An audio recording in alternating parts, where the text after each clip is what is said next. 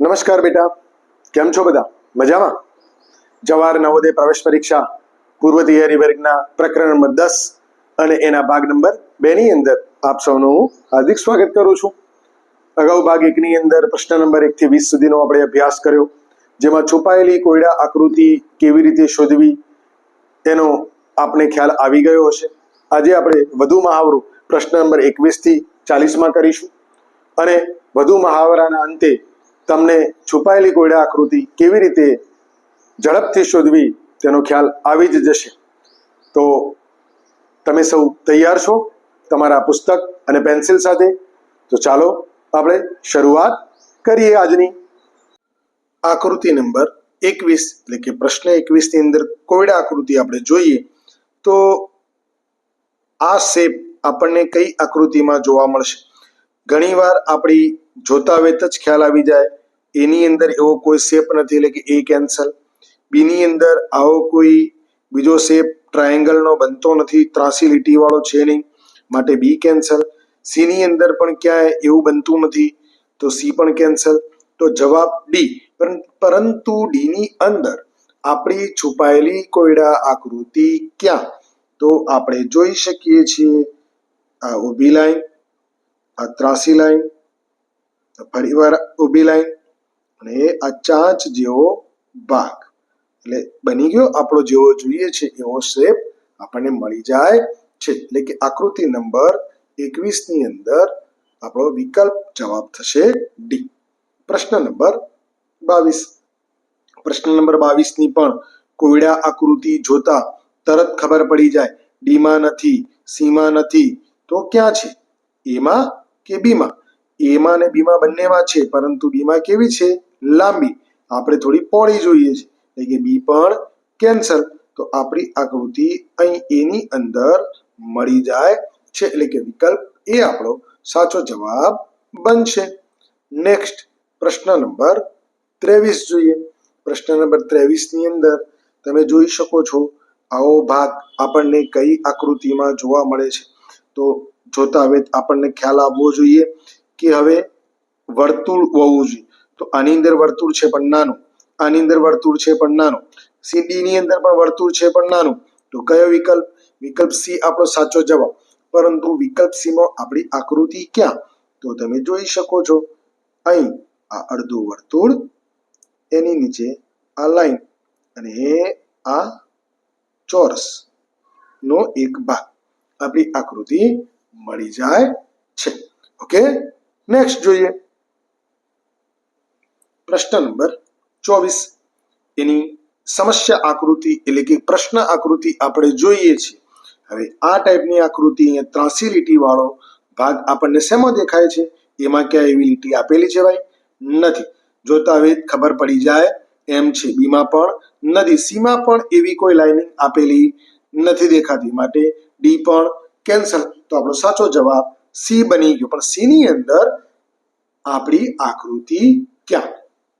તો અહીં ઉપર આપણે જોઈ શકીએ છીએ આડી લાઈન, ઊભી લાઈન, ફરીવાર આડી લાઈન, ફરીવાર ઊભી લાઈન અને વચ્ચે ત્રાસી લાઈન. આ ટાઈપની આપણે આકૃતિ પ્રશ્નની મળી જાય છે, માટે વિકલ્પ સી. પ્રશ્ન નંબર 25. 25 ની અંદર આવી ઊભી લીટી વળાંકવાળી જોતા વેદ આકૃતિમાં ખબર પડી જાય પ્રશ્નમાં એમાં નથી, બી માં ઓકે છે, સી માં નથી, ડી માં નથી અને સી માં પણ ક્યાં છે? તો એ આપણને જોવા મળે છે એટલે કે વિકલ્પ બી આપણો સાચો જવાબ બની જશે. નેક્સ્ટ પ્રશ્ન જોઈએ. પ્રશ્ન નંબર 26. 26 ની અંદર તમે જોઈ શકો છો આવો વર્તુળ વાળો ભાગ અડધો ગોળ હોવો જોઈએ. તો ક્યાં છે? અને સાથે આવી ઊભી લીટી એમાં છે, પરંતુ ઊભી લીટી નથી, માટે કેન્સલ. બી ની અંદર વર્તુળ ઊભા આપેલા છે જે લાગુ પડતા નથી, તો કેન્સલ. સી ની અંદર વર્તુળ નાના છે, કેન્સલ. તો વિકલ્પ ડી આપણો સાચો જવાબ. પરંતુ આપણી આકૃતિ ક્યાં? તો જોઈ શકો છો તમે આ વર્તુળ અને આ આડી લાઈન. આપણે પ્રશ્ન આકૃતિ મળી જાય છે. નેક્સ્ટ પ્રશ્ન નંબર 27 જોઈએ. તો એક સરસ અહીં નાની જ આકૃતિ આપેલી છે, પરંતુ નાની આકૃતિ ચારેમાંથી ક્યાં? તો ચારમાંથી જે નથી એને કેન્સલ કરતા જઈએ, એની અંદર નથી. મને એવું લાગે છે કે બીમાં હોઈ શકે, સીમાં પણ હોઈ શકે, ડીમાં તો હોય જ નહીં, એટલે કે ડી કેન્સલ. તો હવે એ, બી અને સી બંને જોવાના રહ્યા. તો બીની અંદર આપણે જોઈ શકીએ છીએ, સીની અંદર ક્યાંય આડી લાઈન આવી આપેલી નથી. આમ થાય છે, પરંતુ આડી લાઈન થતી નથી, એટલે કે સી કેન્સલ. તો સાચો જવાબ અહીં છે, જોઈ લો, આ આપણને મળી જાય છે. ઓકે, આ આપણો સાચો જવાબ, એટલે કે વિકલ્પ બી. નેક્સ્ટ પ્રશ્ન જોઈએ, પ્રશ્ન નંબર 28. 28 ની અંદર તમે જોઈ શકો છો, આ રીતનો એક ભાગ કઈ આકૃતિમાં હશે? તો એની અંદર ગોળ વર્તુળ છે, પરંતુ સાથે બાજુમાં આડી લીટી અને ઊભી લીટી જોવા મળતી નથી, માટે કેન્સલ. બી ની અંદર વર્તુળ છે, ત્રાસી લીટી જોવા મળતી નથી, માટે કેન્સલ. સી ની અંદર વર્તુળ છે, પરંતુ ડી ની અંદર તમે જોઈ શકો છો ક્યાંય એવી ત્રાસી અને સાઈડમાં આવી આડી ઊભી લીટી મળતી નથી, કેન્સલ.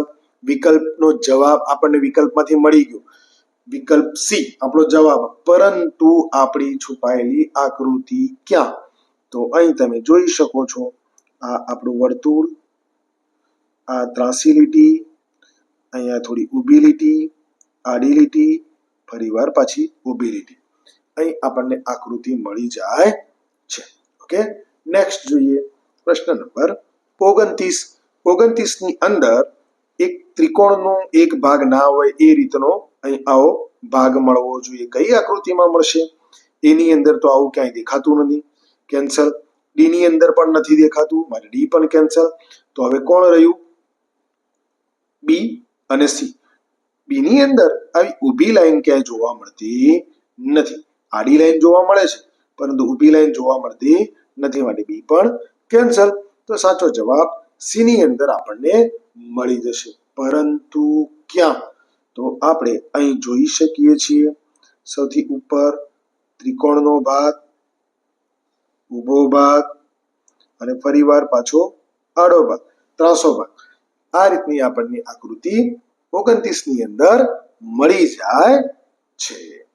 નેક્સ્ટ જોઈએ, પ્રશ્ન નંબર 30.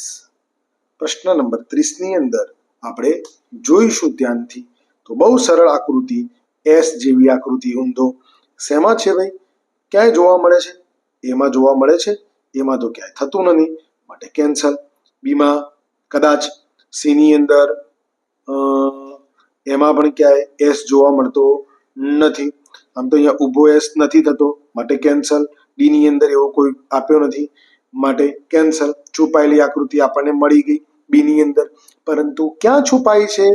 તો જોઈ શકીએ છીએ બેટા, આપણે અહીં આપણી આકૃતિ છુપાઈ છે, આમ, આમ, આમ અને આમ. આ રીતના આપણી આકૃતિ એસ આપણને મળી જાય છે. એ નીચેથી પણ એવું કરી શકાશે, નીચેથી પણ તમે જશો તો એ રીતના બે ભાગમાં આકૃતિ જોવા મળશે. ઓકે, નેક્સ્ટ પ્રશ્ન નંબર 31. ડબલ્યુ આકાર છે, એની અંદર ક્યાંય જોવા મળે છે? ના. બી ની અંદર કદાચ, સી ની અંદર કદાચ, ડી ની અંદર ના. તો હવે સી અને ડી ની અંદર બરાબર ચકાસીએ, તો આપણે જેવો ભાગ જોઈએ છે એવો સી ની અંદર છે, પરંતુ ઊંધો છે. તો બી ની અંદર જોઈએ તો, બી ની અંદર જોઈએ તો અહીં, અહીં, અહીં અને ત્રાસી આપણને મળી જાય છે, સેમ ટુ સેમ, એટલે કે સી કેન્સલ. અને આપણે સાચો વિકલ્પ બી આપણે પસંદ કરીએ છીએ. ઓકે, પ્રશ્ન નંબર 32 જોઈએ. 32 ની અંદર આવી ત્રાસી લાઈન, ઊભી લાઈન, આડી લાઈન ક્યાં જોવા મળે છે? તો એની અંદર જોવા મળે છે કઈ? ના. બી ની અંદર ત્રાસી છે, પરંતુ ઊભી નથી, બી પણ કેન્સલ. સી ની અંદર ત્રાસી છે, ઊભી પણ છે ને આડી પણ છે, અહીં પણ ચેક કરી લઈએ. ડી ની અંદર આ રીતની ત્રાસી ક્યાંય દેખાતી નથી, માટે કેન્સલ. તો સી આપણો સાચો જવાબ છે, પરંતુ આપણી છુપાયેલી આકૃતિ ક્યાં? તો અહીં તમે જોઈ શકો છો આડી લાઈન, ઊભી લાઈન, ફરીવાર પછી આડી લાઈન. પ્રશ્ન આકૃતિ મળી ગઈ. પ્રશ્ન નંબર 33 જોઈએ. 33 ની અંદર અહીં તમે જે આ બોક્સ જોઈ રહ્યા છો એવું બોક્સ માત્ર એ ની અંદર આપેલું છે, બીજે ક્યાંય આપેલું નથી. માત્ર આપણે ફટાફટ કેન્સલ કરતા જઈશું ખોટા વિકલ્પ, અને સાચો વિકલ્પ એ આપણે એને સિલેક્ટ કરીશું. પરંતુ એની અંદર ક્યાં છે આકૃતિ? તો અહીં તમે જોઈ શકો છો એની અંદર અહીં નીચેનું બોક્સ થાય છે. ઓકે, નેક્સ્ટ જોઈએ.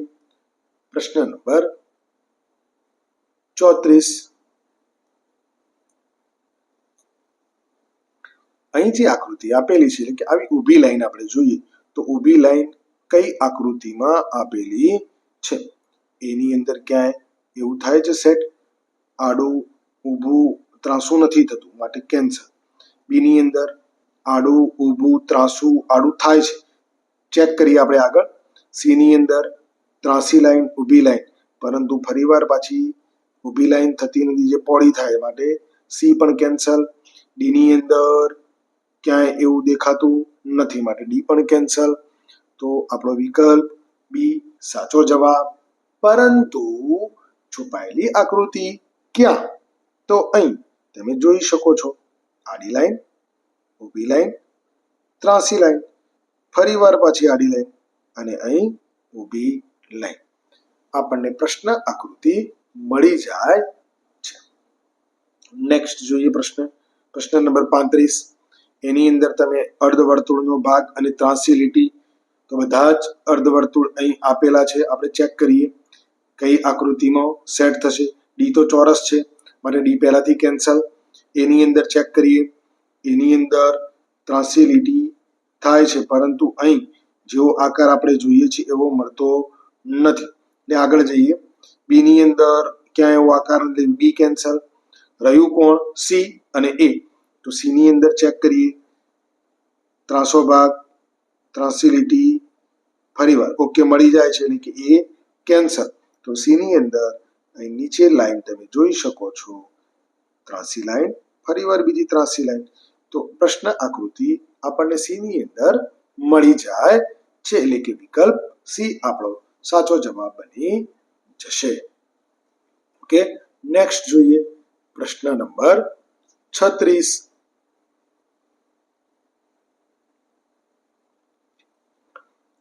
ની અંદર આવો ભાગ આપણે જોઈએ છે, ક્યાં છે? એમાં છે, ક્યાંય નથી. બી માં છે, આ વચ્ચે છે. સી માં છે, ક્યાંય નથી. ડી માં પણ નથી. બસ બી આપણો સાચો જવાબ મળી ગયો. પરંતુ આપણે છુપાયેલી આકૃતિ શોધી કાઢીએ. તો દેખી રહ્યા છો તમે, અહીં આપણી છુપાયેલી આકૃતિ માછલીના શેપમાં મળી જાય છે. નેક્સ્ટ પ્રશ્ન નંબર 37. એમાં તમે જોઈ શકો છો ક આકાર આપેલો છે, પરંતુ આવો શેપ શેમાં નથી?